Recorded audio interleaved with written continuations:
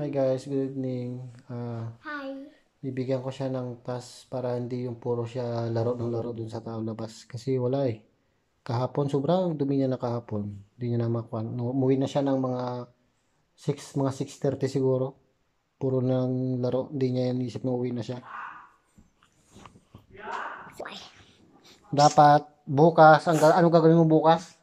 Pag dumating ka sa school, ano gagawin? Magbehave. Dito sa bahay. Magsagang. Nagsagad dyan, loob dito sa loob ng bahay. Tapos, ano pa? Ano, ano pa yung gagawin mo? Magsibog. Magsibog tayo nga duwa ng masetas, tsaka yung tanim natin na gulay doon para mayroon tayong makain. Isa pa, pagtapos ay kumain sa gabi, 'di ba? Tinuturuan naman kita kung paano hugas. 'Yun na lang gawin araw-araw na obligasyon mo talaga dapat. Para may gagawin ka. Ha? Hindi yung puro kakwan. Hindi yung tapos yung isa pang ang sabi ni Papa sa'yo, 'di ba? Mag-review ka. Mo pababayaan yung review mo. Ha?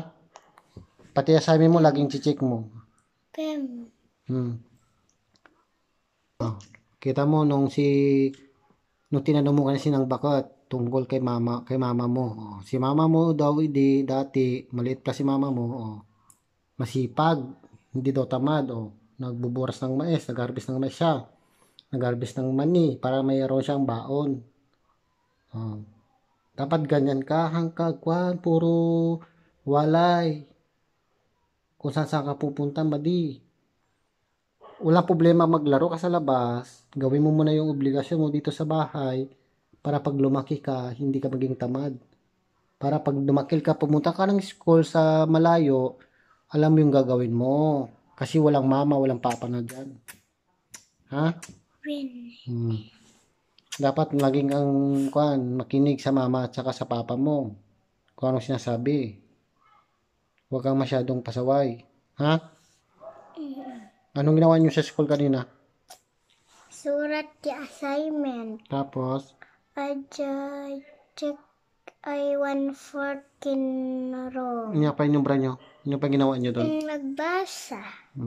Very good Ag-behave ka lagi sabi ng papa ha. Kasi di ba hindi na kita, kasi matagal na kitang hindi binabantayan. Ayoko yung, yung may marinig ko nga, saan na dati, sabi sa'yo, nagkuha ka na daw, nagbaliw ka, nagsusulpong-sulpong ka na daw, hindi ka sila dati na sobrang bait mo.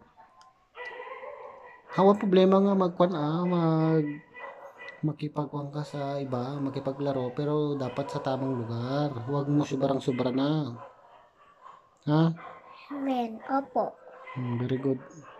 Bye-bye tayo. Bye-bye. Bye-bye.